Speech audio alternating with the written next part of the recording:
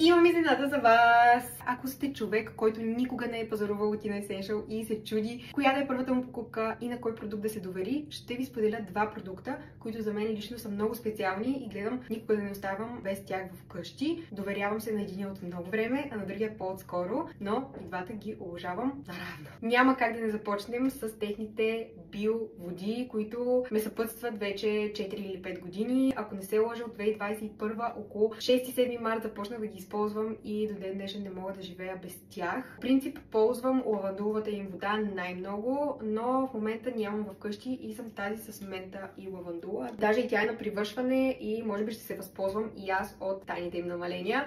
Харесвам водите им както с лайка, така и розовата им вода, мента с лавандула, чистата лавандула, защото просто натуралните им съставки карат кожата ми да се чувства спокойна и хидратирана. Ако има ден, в който вкъщи се събудя и нямам такова шишенце с вода, просто се побърквам. В началото, когато започвах да използвам водите, всъщност единственото нещо, което ми се нравеше, беше техния аромат, защото той е по-специфичен, билков, но с времето започнах се повече да го заобичам, защото той просто за мен говореше резултатност. Сега преминаваме към втория продукт, който е соли за вана. Понеже вкъщи нямаме вана, аз ги ползвам като соли за крака, защото обичам да се глезя и един път седмично си правя топла вана в едно легенче с тези соли. Моите са с чайно дърво и бял бор, но доколкото знам в сайта има с смрадлика и с лавандула и хвойна. Много ми се иска да опитам и другите соли, но този пакет е доста голям и стига за много време. Купих си го между другото лятото, когато бях на техния розобер. След като приключи активността с брането на розите, имахме възможността да влезем в техния магазин, да разгледаме и по желание да си купим нещо. И когато аз влязох, единственото нещо, което хвана моето внимание, което беше непознат за мен тогава продукт, бяха тези соли. Първо заради сладката опаковка и второ, защото отново е нещо, което е с